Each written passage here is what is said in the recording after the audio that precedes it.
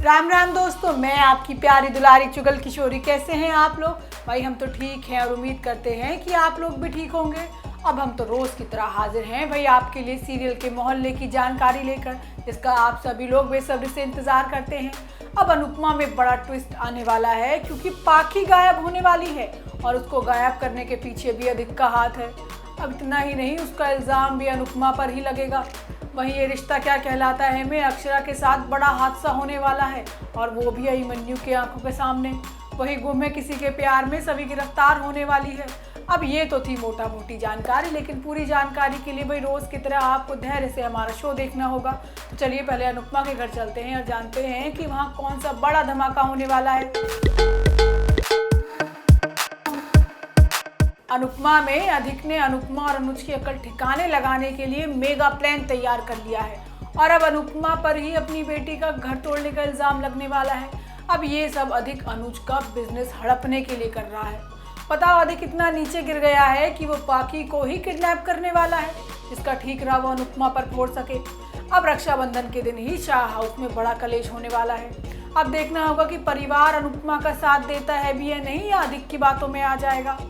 होता ये है कि अपने ऊपर चोरी का इल्ज़ाम लगने के बाद रोमिल काफ़ी दुखी है, लेकिन अनुपमा उसका सहारा बनती है और कहती है कि मैंने 3 बच्चे पाले हैं और मुझे पता है कि तुमने चोरी नहीं की। रोमिल कहता है कि इतना भरोसा करने के लिए धन्यवाद, लेकिन जब आपको पता है तो ये भी पता होगा कि चोरी किसने की है। अनुपमा कहती है कि शक है लेकिन सबूत नहीं, इसलिए तुम आराम करो और बाकी सब मैं खुद देख लूँगी। अब अनुपमा की नज़र सिर्फ और सिर्फ अधिक पर है। अनुपमा अधिक से बात करती है और कहती है कि मुझे घर के स्टाफ ने सब कुछ बता दिया है कि ये सब तुमने किया है। अब अधिक घबरा जाता है और अपने मुंह से ही कह देता है कि उस वक्त तो घर पर कोई था ही नहीं। अब अधिक अनजाने में ही सच उगल देता है और अनुपमा उसकी क्लास भी लगा देती है, लेकिन पाखी बीच में आकर सब कुछ बिगाड़ देती है। पाखी कहती है कि आप क्यों मेरे पति के पीछे पड़ी हो और क्यों हमारा रिश्ता तोड़वाना चाहती हो, और अगर आपने आगे से ऐसा कुछ किया तो मैं खुद को ही नुकसान पहुंचा लूँगी। अब अधिक के हौसले पाखी को देखकर बढ़ जाते हैं, लेकिन अनुपमा अधिक के सारे पेज ढीले कर देती है और धमकी देती है कि अगर आगे कुछ भी हुआ तो शरीर की एक एक हड्डी सॉरी सॉरी बोलेगी। उधर शाह हाउस में रक्षाबंधन की तैयारी चल रही है, लेकिन डिम्पी वहाँ पर भी अधिक का नाम लेकर माहौल गर्म कर देती है। वनराज तो साफ साफ कह देता है कि अधिक यहाँ पर नहीं आएगा। अब अधिक पाखी के जरिए पूरा कपाड़िया हाउस हड़पने वाला है। अब आगे आने वाले एपिसोड में पाखी लापता होने वाली है और इल्ज़ाम अधिक अनुपमा पर लगाएगा।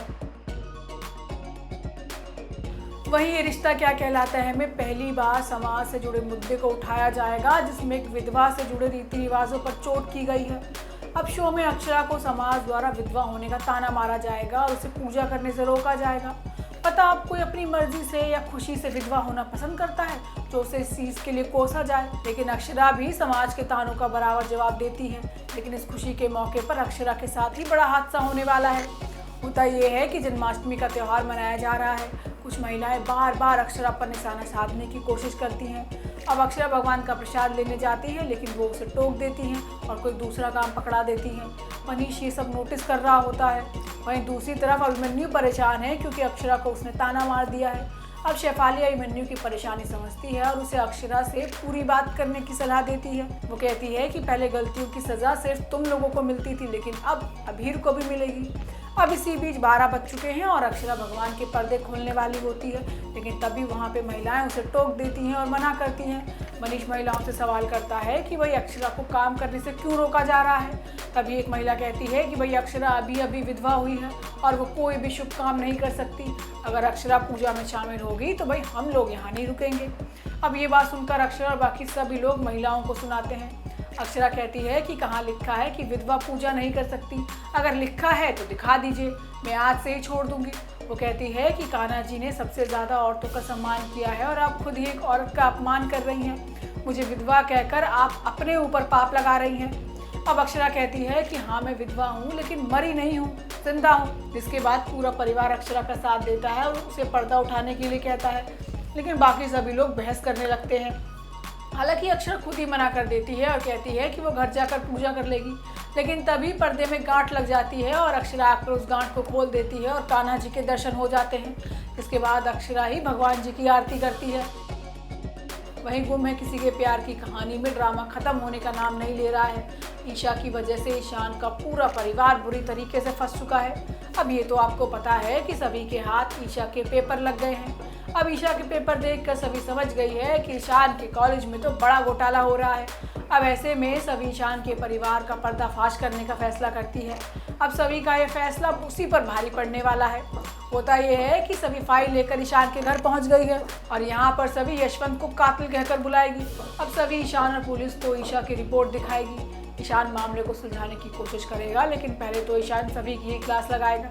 उसके बाद ईशान को पुलिस थाने ले जाएगी और थाने में पुलिस वाला भी ईशान के परिवार के साथ क्रिमिनल की तरह व्यवहार करेगा। अब जल्दी ईशान समझ जाएगा कि उसके कॉलेज में कुछ तो गड़बड़ चल रही है। वहीं खुद को बचाने के लिए यशवंत रुपए जमा करना शुरू कर देता है। अब परिवार के लोगों को पता चलता है कि उनके गुंडे ने ईशा पर हमला नहीं किया है। वहीं सबूत जमा करने के चक्कर में सभी जासूसी करेगी। अब इस दौरान सभी ईशान के घर में रात को घुस जाएगी और वहां उसे ईशान टकरा जाएगा, जो उसे पुलिस के हवाले कर देगा। अब ईशा को इंसाफ दिलाने के चक्कर में सभी खुद जेल की हवा खानी पड़ जाएगी। तो दोस्तों, ये तो थी आज के तीनों सीरियल की पूरी जानकारी। और आपको हमारा शो कैसा लगा हमें लाइक कमेंट करके जरूर बताइएगा। और अगर आपने हमारे चैनल को सब्सक्राइब नहीं किया है तो आज ही याद से कर दीजिएगा और वो लाल घंटी वाला बटन दबा दीजिएगा। हम आपसे फिर कल मिलने आएंगे नई जानकारी के साथ। राम राम।